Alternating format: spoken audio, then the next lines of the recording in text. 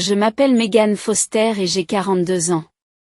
Comme d'habitude, je m'affairais dans notre maison située dans un quartier tranquille de la banlieue de Boston, occupée à mes préparatifs matinaux. Alors que je préparais le petit déjeuner dans la cuisine, j'ai appelé au deuxième étage. « Ashley, tu es debout ?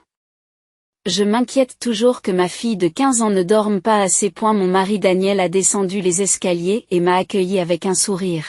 « Bonjour, Meg. » Il travaille comme directeur commercial chez Karcher North America, un grand fabricant d'équipements de nettoyage. Il semble toujours très occupé par la vente de nouveaux produits. Je lui ai demandé s'il commençait tôt aujourd'hui, ce à quoi Daniel a répondu « Oui, j'ai une présentation à faire sur un nouveau produit. » Je suis un peu nerveux.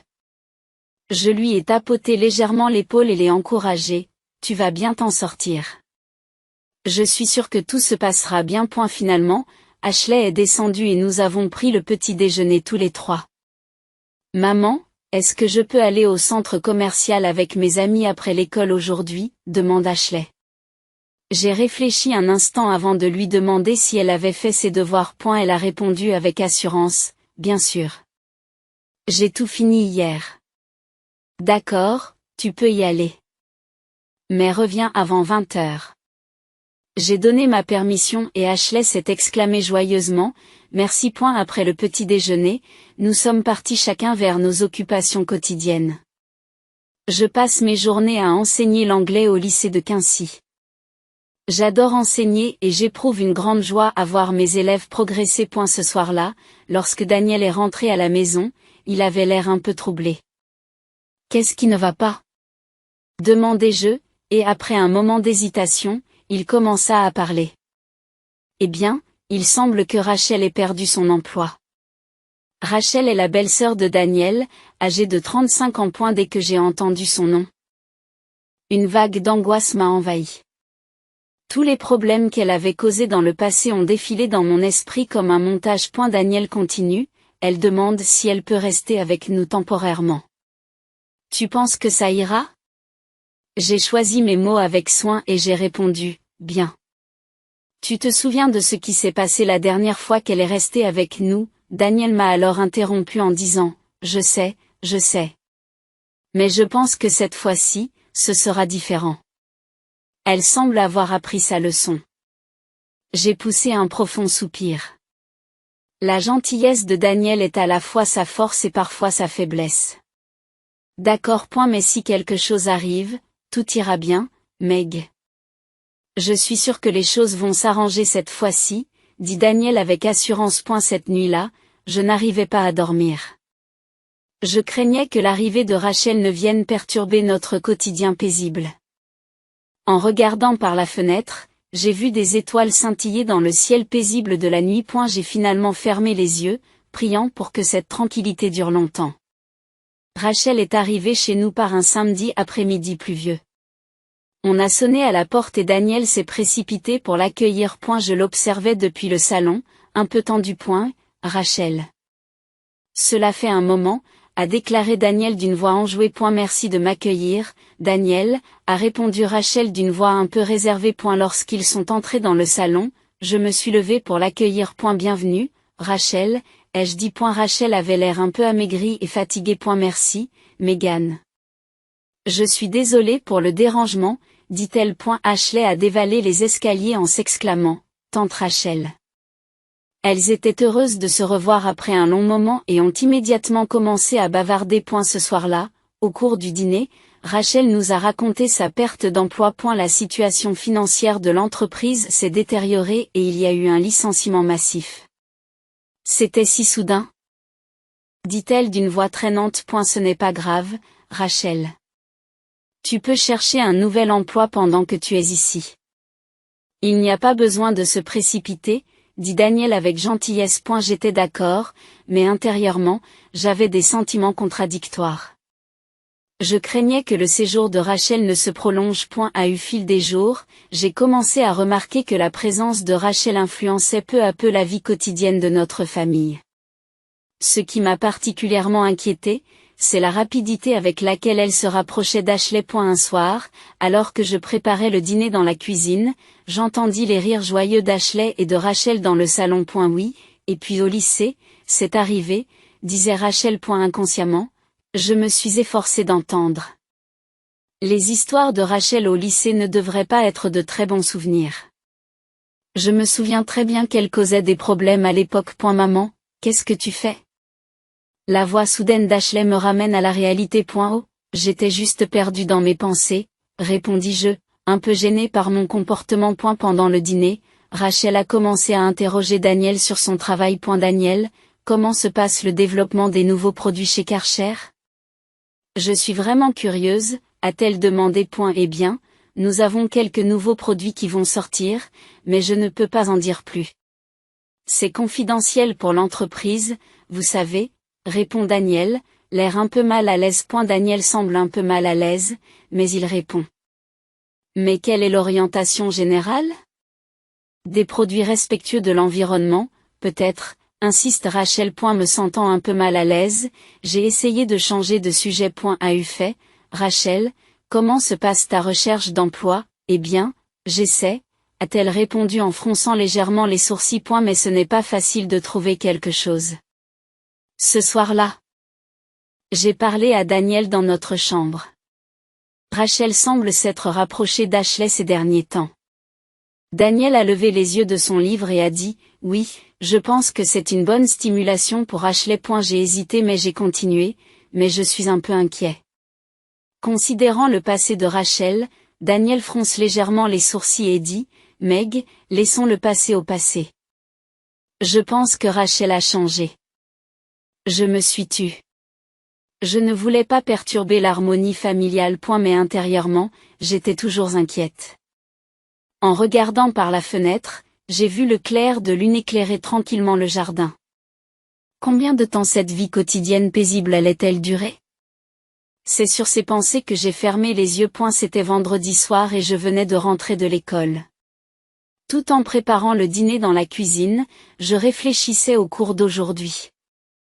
C'était impressionnant de voir les élèves discuter de Roméo et Juliette. Et la voix d'Ashley m'a appelé, et je me suis retournée avec un sourire pour lui souhaiter la bienvenue. Mais ce sourire s'est vite estompé. Ashley n'avait pas l'air bien. Ashley, tu vas bien? Ai-je demandé, et elle a répondu faiblement, je me sens un peu malade. Je me suis immédiatement précipitée aux côtés d'Ashley et j'ai posé ma main sur son front. Il n'y avait pas de fièvre, mais elle avait l'air mal en point. Comment te sens-tu? Ai-je demandé, et Ashley a commencé à dire, j'ai mal à l'estomac et je me sens nauséeuse. Soudain, son visage a changé de couleur. L'instant d'après, elle s'est précipitée dans la salle de bain et a commencé à vomir violemment. Je l'ai regardée avec anxiété, en lui frottant le dos. Rachel, j'ai appelé. Elle devrait être à l'étage. Mais elle n'a pas répondu. Au bout d'un moment, l'état d'Ashley s'est aggravé. Ses douleurs d'estomac se sont intensifiées et elle a commencé à avoir des sueurs froides. J'ai essayé de rester calme malgré ma panique. Daniel, rentre vite à la maison. J'ai prié dans mon cœur en appelant mon mari. Ashley a des problèmes. Reviens à la maison tout de suite. Avant d'entendre la réponse de Daniel, j'ai entendu le cri de douleur d'Ashley. Ce n'est pas normal. Sans hésiter, j'ai composé le 911 911, quelle est votre urgence? Ma fille a soudainement commencé à avoir des douleurs à l'estomac et à vomir, et ça empire. Je comprends. Nous envoyons une ambulance tout de suite. Pouvez-vous me donner votre adresse? J'ai donné l'adresse d'une voix tremblante. L'opératrice m'indique calmement la marche à suivre, mais je n'ai pas la moindre idée de ce qu'il faut faire. Quelques minutes plus tard, j'ai entendu le bruit des sirènes qui s'approchaient. J'ai ouvert la porte d'entrée et laissé entrer les ambulanciers. Ils ont immédiatement commencé à vérifier l'état d'Ashley. Nous allons la transporter à l'hôpital général du Massachusetts, a dit l'ambulancier. J'ai hoché la tête en serrant fort la main d'Ashley. Maman, j'ai peur. Dit Ashley faiblement. C'est bon, Je suis là avec toi. Je l'ai désespérément encouragé. Juste avant de monter dans l'ambulance, Rachel a descendu les escaliers. Qu'est-ce qui s'est passé, a-t-elle demandé, l'air surpris. Ashley est tombée malade, nous allons à l'hôpital, répondis-je brièvement. Je viens aussi. Rachel a commencé à dire, mais j'ai secoué la tête. Non, reste ici. Explique la situation à Daniel quand il reviendra. Dans l'ambulance, je tenais fermement la main d'Ashley, observant le trajet vers l'hôpital. Au milieu des sirènes hurlantes, ma tête était remplie d'anxiété et de peur. À son arrivée à l'hôpital, Ashley a été immédiatement emmenée dans la salle de traitement. J'ai attendu dans la salle d'attente, submergé par l'inquiétude. Au bout d'un moment, Daniel s'est précipité, essoufflé. Meg, comment va Ashley? On ne sait pas encore, le médecin est en train de l'examiner. Nous nous sommes accrochés l'une à l'autre, attendant le rapport du médecin. Le temps semblait s'étirer à l'infini. Enfin, le médecin est apparu et s'est approché de nous. Son expression était sérieuse et mon cœur s'est mis à battre la chamade. Monsieur et Madame Foster, l'état de votre fille est critique, a dit le médecin. Elle présente les symptômes d'un empoisonnement aigu. Nous n'avons pas encore identifié la cause, mais il est probable qu'elle ait été exposée à une sorte de toxine. Daniel et moi sommes restés sans voix. Poison. Comment Ashley a-t-elle pu entrer en contact avec une telle chose? Nous avons commencé un traitement de désintoxication. Les prochaines 24 heures seront cruciales, a poursuivi le médecin. Nous avons acquiescé aux paroles du médecin, mais nos esprits étaient en plein chaos. Lorsque nous avons été conduits dans la chambre d'Ashley, nous avons vu notre fille entourée de divers équipements médicaux. Je n'ai pas pu m'empêcher de fondre en larmes. Comment cela a-t-il pu arriver? Murmure Daniel. À ce moment-là, j'ai soudain réalisé quelque chose. Rachel n'est pas encore arrivée. Daniel a eu l'air un peu surpris et a dit, oh, c'est vrai. Je devrais l'appeler. Pendant qu'il appelait Rachel, je me suis assis au chevet d'Ashley, lui tenant la main. Tiens bon, Ashley. Papa et maman sont là pour toi. Daniel est revenu avec une expression un peu confuse. Rachel dit qu'elle a quelque chose à faire. Elle ne peut pas venir aujourd'hui. Je fronce les sourcils. Quelle sorte de course pouvait être plus importante que la vie de sa nièce en danger? Au cours de la nuit, nous n'avons pas quitté Ashley. Les infirmières venaient régulièrement prendre de ses nouvelles, lui prodiguant des mots d'encouragement. Cependant, l'anxiété dans mon cœur ne disparaissait pas. En regardant par la fenêtre, je pouvais voir la ligne d'horizon de Boston. Cette vue, normalement magnifique, ne touchait pas du tout mon cœur. J'ai continué à prier pour le rétablissement d'Ashley. Alors que l'aube se levait et qu'une nouvelle journée commençait, l'état d'Ashley continuait à fluctuer. Les médecins et les infirmières la surveillaient 24 heures sur 24, mais sans en connaître la cause, ils ne pouvaient pas fournir de traitement fondamental. Daniel et moi nous sommes relayés pour faire de courtes siestes, sans jamais quitter Ashley. Sous l'effet de la fatigue et de l'anxiété, notre perception du temps est devenue de plus en plus floue. Dans l'après-midi, on a frappé à la porte de la chambre d'hôpital. 2 hommes inconnus sont entrés dans la pièce. Mais Madame Foster, a demandé l'un d'eux. Sur notre signe de tête, ils ont montré leur carte d'identité. Nous sommes du service de sécurité de l'hôpital. Pouvons-nous vous parler? Avec un mélange d'anxiété et de curiosité, nous les avons suivis. Ils nous ont conduits dans une chambre de l'hôpital. En fait, nous avons remarqué quelque chose d'inquiétant dans les images des caméras de surveillance de la nuit dernière, nous dit l'un des agents de sécurité. Il s'agit des images du parking où votre fille a été amenée. Ils ont montré un moniteur. Et elle montrait des images du parking de nuit. On pouvait voir l'ambulance arriver et Ashley être amenée à l'hôpital. Et là, c'est... J'ai failli crier. On pouvait voir une silhouette familière près de l'ambulance. Rachel, dit Daniel d'une voix surprise. En effet, la silhouette ressemblait à Rachel. Elle semblait se promener autour de l'ambulance. Qu'est-ce que c'est que ça? Commençai-je à dire lorsque la porte de la chambre s'est ouverte et que 2 policiers sont entrés. M. et Madame Foster sont les inspecteurs Johnson et Parker, l'un d'eux se présente. Nous aimerions confirmer certaines choses concernant l'affaire de votre fille. Nous avons acquiescé, mais nos esprits étaient en ébullition. Et la situation était-elle suffisamment grave pour impliquer la police? En fait, nous avons reçu un tuyau, a dit l'inspecteur Johnson. Il pourrait y avoir des informations importantes sur la cause des symptômes d'empoisonnement de votre fille. L'inspecteur Parker a poursuivi en disant qu'il y avait des preuves dans la pièce voisine. Madame Foster, je suis désolé, mais pourriez-vous jeter un coup d'œil discrètement? Déconcerté, j'ai suivi les instructions. Je me suis approché de la porte et j'ai jeté un coup d'œil prudent à l'intérieur. Ce que j'ai vu m'a coupé le souffle. Au centre de la pièce se trouvait un grand moniteur sur lequel apparaissait Rachel. On la voyait clairement s'approcher de l'ambulance avec quelque chose sur le parking.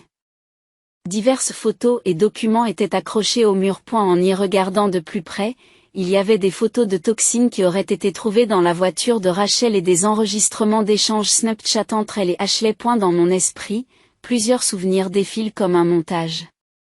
Les événements survenus depuis l'arrivée de Rachel chez nous, son intimité rapide avec Ashley, son intérêt inhabituel pour le travail de Daniel, tout commençait à se connecter. Madame Foster. Et la voix de l'inspecteur Johnson m'a ramené à la réalité. Quand je suis revenu dans la chambre, Daniel m'a regardé avec inquiétude. Meg, que s'est-il passé? Qu'est-ce que tu as vu? Je n'arrivais pas à trouver les mots, je me contentais de secouer la tête. Mon corps s'est mis à trembler et je n'ai pas pu l'arrêter. Madame Foster, vous allez bien? M'a demandé l'inspecteur Parker avec inquiétude. J'ai pris une grande inspiration, essayant de me calmer. Mais mon esprit était toujours en proie au chaos. Rachel, elle. J'avais du mal à articuler les mots. Daniel a passé son bras autour de mes épaules et m'a gentiment demandé, « Meg, calme-toi. » Qu'est-ce qui s'est passé? D'une voix tremblante, j'ai commencé à expliquer ce que j'avais vu dans la pièce. Les actions de Rachel, les preuves des toxines.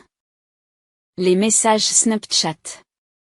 Lorsque j'ai fini de parler, un silence pesant s'est abattu sur la pièce. Le visage de Daniel était pâle et il semblait lui aussi à court de mots.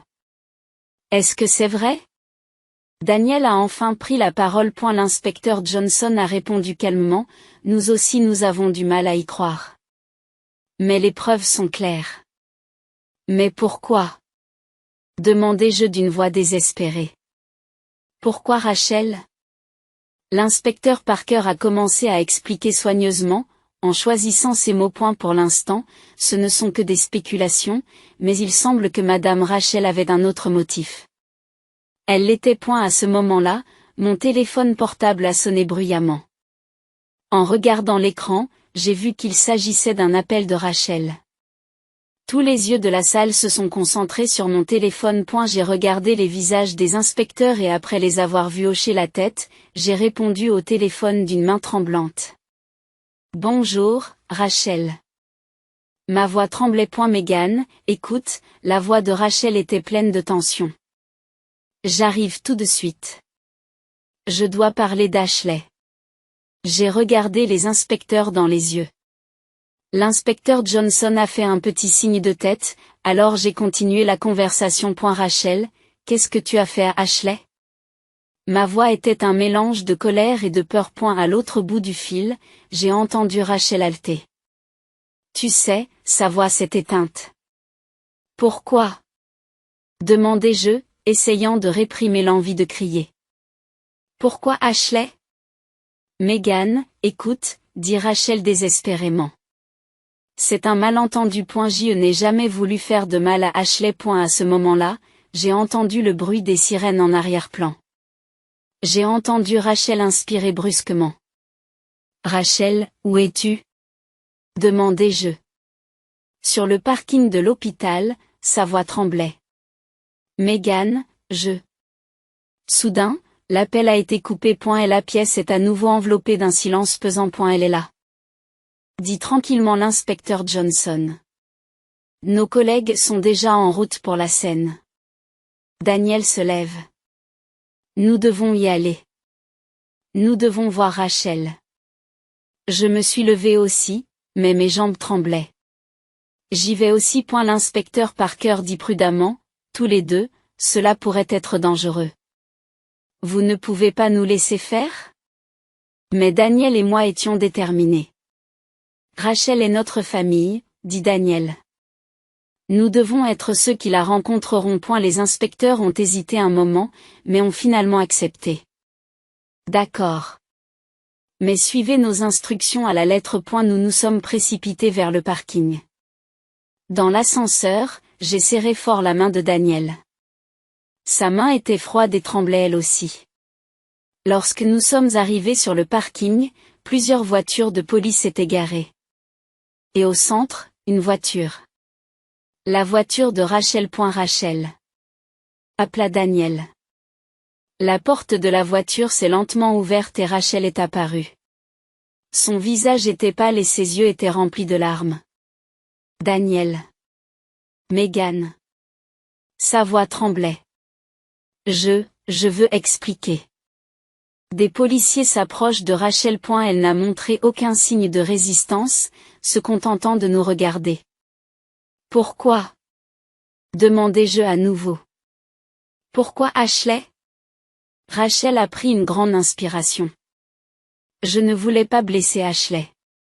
Ce que je voulais, c'était... À ce moment-là, ses paroles ont été interrompues. Les yeux de Rachel se sont écarquillés et elle s'est serré la poitrine, s'effondrant. Rachel.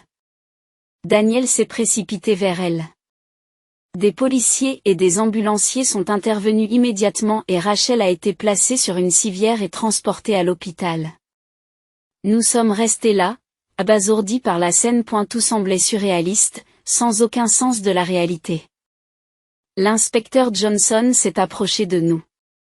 Mais Madame Foster? On dirait que la nuit va être longue. Retournons dans la chambre de votre fille. Nous vous expliquerons tout là-bas. Nous avons acquiescé en silence et sommes retournés auprès d'Ashley. Nos esprits étaient remplis de questions et d'anxiété, mais une chose était certaine. La vérité qui allait être révélée allait changer nos vies pour toujours. Dès le retour dans la chambre d'hôpital d'Ashley, nous avons été accueillis par la vue de notre fille. Elle était toujours inconsciente, entourée de divers équipements médicaux.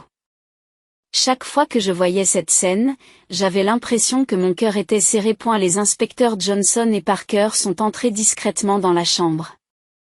Leurs expressions étaient graves, reflétant la gravité de ce qu'ils allaient dire.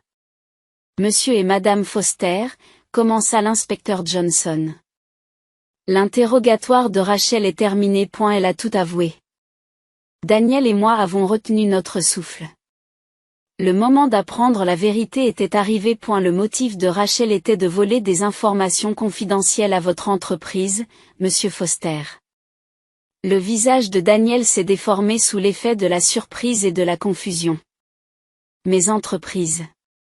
Oui, acquiesça l'inspecteur Johnson. Rachel enviait votre succès depuis des années, semble-t-il. Elle essayait de vendre des informations à une société rivale de Karcher. J'avais la tête qui tournait et je n'arrivais pas à trouver les mots. Je ne pouvais pas croire que Rachel irait aussi loin. Mais pourquoi Ashley? Demandai-je d'une voix tremblante. L'inspecteur Parker poursuit prudemment son explication. Rachel a progressivement empoisonné Ashley pour détourner l'attention de la famille. Ce faisant, elle essayait de voler des informations professionnelles à Monsieur Foster alors que la famille était en plein chaos. À un moment où j'ai entendu ces mots, j'ai senti quelque chose s'effondrer en moi. Daniel semblait ressentir la même chose, s'effondrant presque sur sa chaise. Mais pourquoi aller aussi loin? Dit Daniel d'une voix rauque. L'inspecteur Johnson poussa un profond soupir. Il semble que Rachel souffrait de jalousie et d'un sentiment d'inadéquation depuis des années. Votre succès, semble-t-il, lui rongeait le cœur. Je me suis approché du lit d'Ashley avec un mélange de colère et de tristesse. Pour une chose pareille, notre fille. Mes mots se sont bloqués dans ma gorge. Daniel posa sa main sur mon épaule. Sa main tremblait aussi. Soudain, la porte de la chambre s'est ouverte et un médecin est entré précipitamment. Monsieur et Madame Foster, l'état de Rachel a soudainement changé. Nous avons levé les yeux au ciel, surpris. Maintenant que j'y pense, pourquoi Rachel a-t-elle changé? Demandai-je au médecin. Le docteur a hésité un peu avant de répondre. Il semble que Rachel ait également été exposée au poison.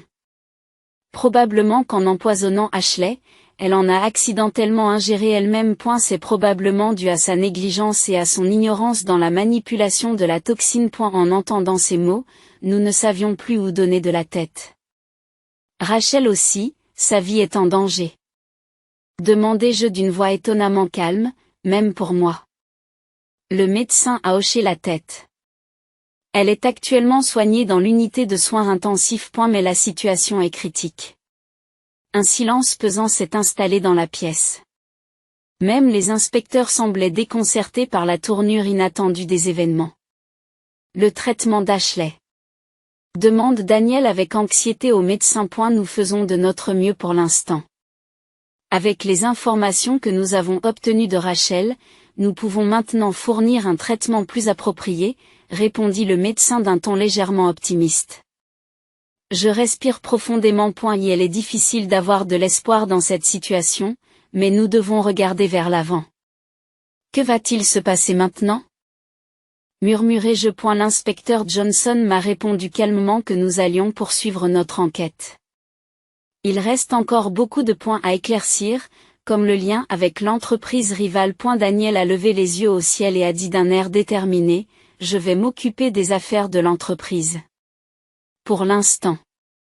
Le rétablissement d'Ashley est la priorité absolue. » J'ai serré la main de Daniel. Oui, sauver la vie de notre fille est la chose la plus importante pour l'instant. M. Et Madame Foster, comme l'a dit l'inspecteur Parker, les prochains jours vont être difficiles. Mais nous ferons de notre mieux pour vous soutenir. Nous avons acquiescé avec gratitude. En regardant par la fenêtre, la lumière de l'aube se répandait peu à peu. Le début d'une nouvelle journée, et le début de notre nouvelle bataille. À fur et à mesure que le temps passait, le nombre de membres du personnel médical allant et venant dans le couloir de l'hôpital augmentait. L'état d'Ashley restait critique. Daniel et moi nous sommes relayés à ses côtés, priant continuellement pour son rétablissement. Meg, Daniel m'a parlé d'un air fatigué. J'ai appelé Karcher. Je lui ai expliqué la situation et j'ai décidé de prendre un peu de repos. J'ai acquiescé en silence. Maintenant, nous devons nous concentrer uniquement sur Ashley. Au milieu de tout cela, une main inattendue nous a été tendue. Mes collègues du lycée de Quincy se sont rendus à l'hôpital l'un après l'autre, nous offrant des mots d'encouragement. Sarah Johnson, la directrice du département d'anglais, m'a serré la main et m'a dit, « Megan, si nous pouvons faire quoi que ce soit, il suffit de le dire. » Les élèves s'inquiètent aussi pour Ashley. En entendant ces mots, j'ai senti les larmes me monter aux yeux. Merci, Sarah. Je ferai part à Ashley des sentiments de tout le monde. À ma grande surprise.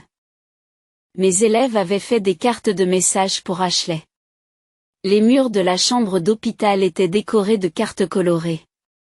Les pensées contenues dans chacune d'entre elles nous donnaient de la force. Un jour, le médecin traitant est arrivé avec une nouvelle proposition.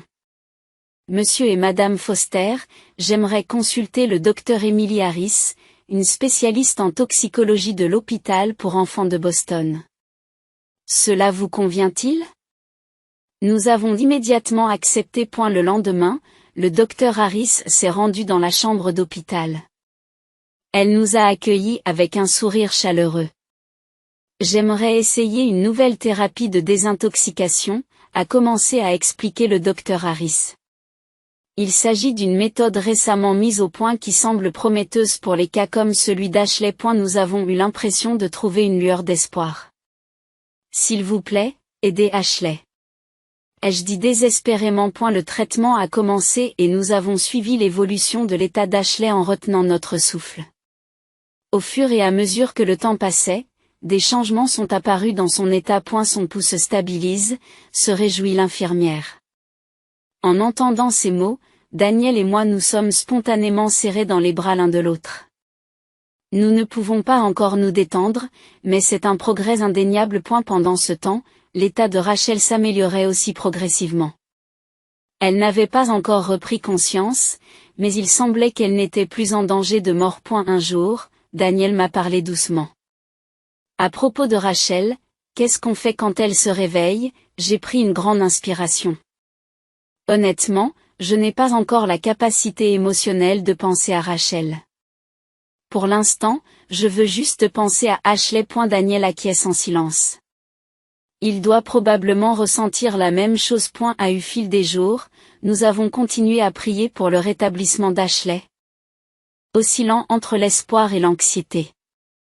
Le ciel visible depuis la fenêtre de la chambre d'hôpital se couvrait parfois de nuages, parfois s'éclaircissait, comme s'il reflétait notre état d'esprit. Un jour, les doigts d'Ashley ont légèrement bougé. Ashley, ai-je soufflé en tenant la main de ma fille. Tu m'entends? C'est maman. À ce moment-là, les paupières d'Ashley ont légèrement tremblé. Une nouvelle lueur d'espoir s'est allumée dans nos cœurs. Plusieurs semaines se sont écoulées depuis qu'Ashley a repris conscience. Chaque jour, son état s'améliore peu à peu. Au début, elle avait du mal à parler, mais maintenant elle peut avoir de courtes conversations. Maman, appelle Ashley d'une petite voix. Tante Rachel. Je serre doucement la main de ma fille. Ne t'inquiète pas pour tante Rachel.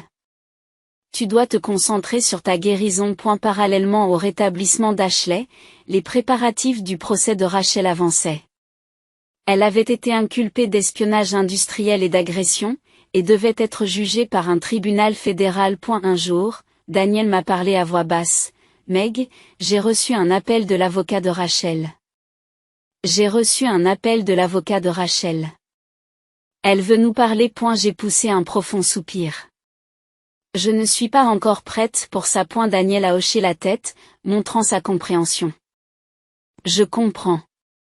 Il n'y a pas besoin de se précipiter. Les jours ont passé, et la guérison d'Ashley a progressé. Enfin, le jour est venu pour elle de sortir de l'hôpital. Ce jour-là, lorsque nous sommes arrivés dans le hall de l'hôpital, nous avons été accueillis par un spectacle surprenant. Une foule de personnes s'était rassemblée. Des collègues du lycée de Quincy, des étudiants, des voisins, tout le monde était là avec des sourires chaleureux pour célébrer la sortie d'Ashley. Une grande banderole sur laquelle on pouvait lire Welcome Home, Ashley a été accrochée et des applaudissements ont éclaté. Ashley sourit. Un peu gênée mais heureuse. Merci à tous. Sarah Johnson s'est approchée et a serré Ashley dans ses bras. Tu t'es bien débrouillée. Tout le monde est vraiment heureux de ton rétablissement. J'ai senti les larmes me monter aux yeux. Cette épreuve nous a permis non seulement de réaffirmer la force de nos liens familiaux, mais aussi de réaliser l'importance des liens communautaires. Dans la voiture, sur le chemin du retour, Daniel a dit tranquillement, Meg, nous avons beaucoup appris de cette expérience. L'importance de la famille, des liens communautaires, mais aussi la difficulté de faire confiance aux gens. J'ai acquiescé. Oui. Mais je pense que nous pouvons maintenant aller de l'avant avec une nouvelle perspective. Ashley parle d'une petite voix depuis la banquette arrière. Maman, papa, merci. Je veux devenir plus forte. En entendant ces mots, Daniel et moi nous sommes regardés et avons souri. Lorsque nous sommes arrivés à la maison, il y avait des décorations de bienvenue sur le porche d'entrée. Nous pouvions sentir la gentillesse de nos voisins. Lorsque nous sommes entrés dans la maison, Ashley s'est lentement assise sur le canapé. La maison, c'est vraiment ce qu'il y a de mieux, dit-elle joyeusement. Tard dans la nuit, après que Daniel et moi ayons fini de ranger, le téléphone a soudain sonné. C'était un numéro inconnu, mais j'ai eu un pressentiment et j'ai décidé de répondre. Bonjour, Megan. Et la voix tremblante de Rachel se fit entendre à l'autre bout du fil. Les mots me manquent momentanément, mais je regarde Daniel dans les yeux et mets le téléphone sur haut-parleur. Rachel. Je répondis en essayant de garder mon calme. Megan, Daniel. Je suis vraiment désolée, dit Rachel d'une voix déchirante. Je sais que ce que j'ai fait est impardonnable. Mais j'ai senti que je devais m'excuser.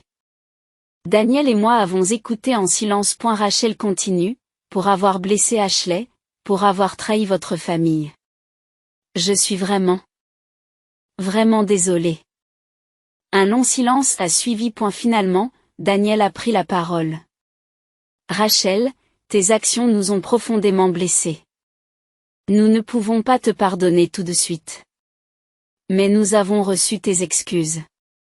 J'ai ajouté qu'il faudrait du temps, Rachel. Mais si tu es vraiment repentante, peut-être qu'un jour il y aura un jour de réconciliation. Après avoir raccroché le téléphone, Daniel et moi sommes restés longtemps silencieux.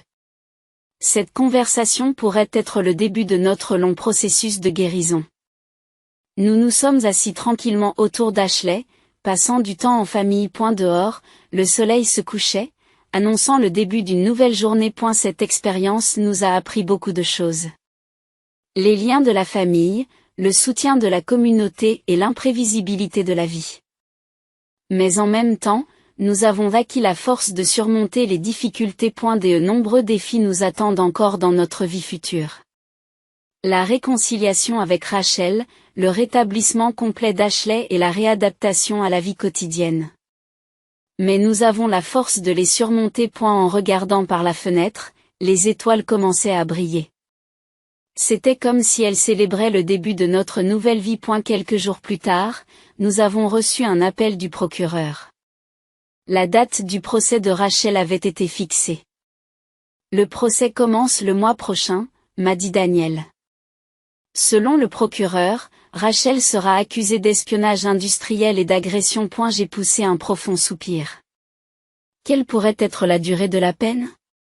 Daniel réfléchit un instant avant de répondre. L'accusation d'espionnage industriel à elle seule est passible d'une peine maximale de 15 ans de prison. Et puis il y a l'accusation d'agression pour Ashley. Aussi longue?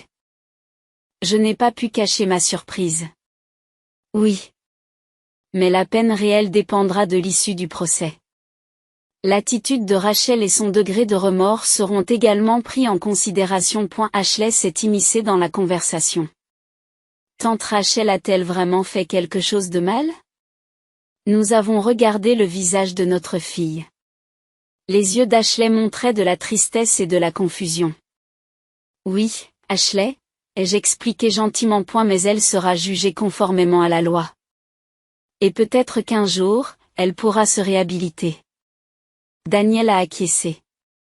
C'est vrai. Et la justice est importante, mais en même temps, il ne faut pas oublier la possibilité du pardon. À travers cette conversation, nous avons ressenti une fois de plus l'importance des liens familiaux et la complexité de la nature humaine.